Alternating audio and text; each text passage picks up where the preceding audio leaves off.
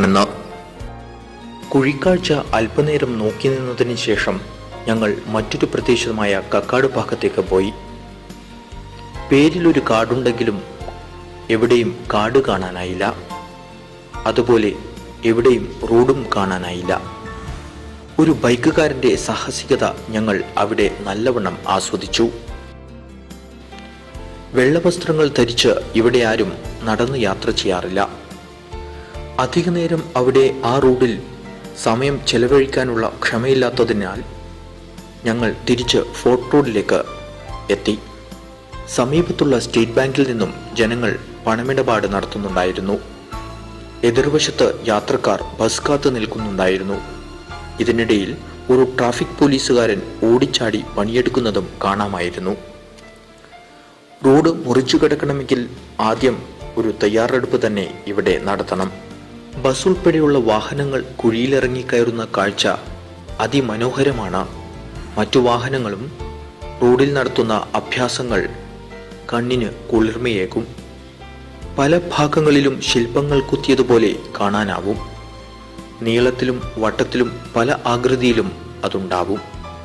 കണ്ണൂരിന് മറ്റൊരു പ്രത്യേകതയുമുണ്ട്. എഞ്ചിനീയർമാർ റോഡിൽ ഗവേഷണം നടത്തുന്നത് ഇവിടെയാണ്. ആദ്യം ഒരു എഞ്ചിനീയർ വന്ന് കുഴിയെടുക്കാൻ സ്ഥലം മാർക്ക് ചെയ്തു കൊടുക്കും.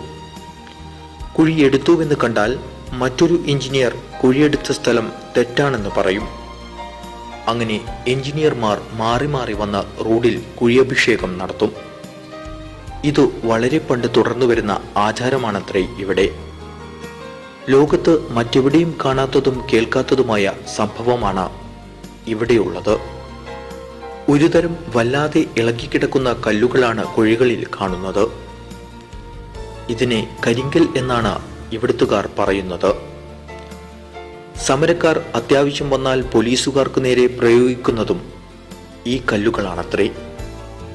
ഇവിടുത്തെ കാൽനടയാത്രക്കാർ ശ്രദ്ധിക്കേണ്ട മറ്റൊരു കാര്യം ഇതാണ്. നടന്നു പോകുമ്പോൾ ആദ്യം വാഹനം നോക്കണം, പിന്നെ കുഴി നോക്കണം, കുഴിയിൽ നിന്ന് തെറിച്ചു വരുന്ന കല്ലുകൾ നോക്കണം. ആദ്യം പറഞ്ഞ രണ്ടും നോക്കിയില്ലെങ്കിലും മൂന്നാമത്തെ കാര്യം നോക്കിയില്ലെങ്കിൽ കല്ല് കൃത്യമായി നിങ്ങളുടെ തലയിലോ മുഖത്തോ പതിച്ചെന്നു വരാം. പ്രകൃതിരമണീയമായ കുഴികൾ കണ്ടാൽ കണ്ണെടുക്കാൻ തോന്നില്ല.